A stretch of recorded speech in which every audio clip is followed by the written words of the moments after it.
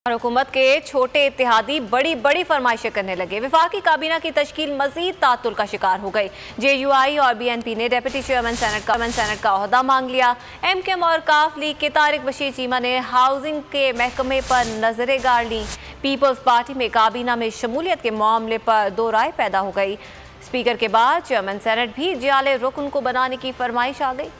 ख्वाहिशात और फरमाइशों की लंबी कतार, वफाकी काबीना की तश्कील तात्तुल का शिकार। छोटे इत्तेहादियों ने बड़ी वजारतों पर नजरें गाड़ लीं। नून लीग ज़राए के मुताबिक JUI ने शाहिदा अख्तर अली को डिप्टी स्पीकर बनाने की ठान ली। BNP कुर्सी पर आगा हसन बलोच को बिठाने की कोशिशें करने लगी। ज़राए के मुताबिक MQM पोर्ट्स एंड शिपिंग और हाउसिंग की वजारतें चाहती है। काफली के तारिक बशीर चीमा भी इसी वजारत के उम्मीदवार हैं।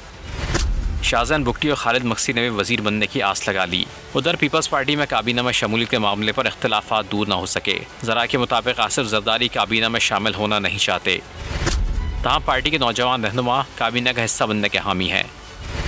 पीपल्स पार्टी चेयरमैन सेनेट की सीट पर भी जियाले को बिठाने की कोशिशों में लग गई। तहम नून लीग ने ताहाल हाँ में जवाब नहीं दिया।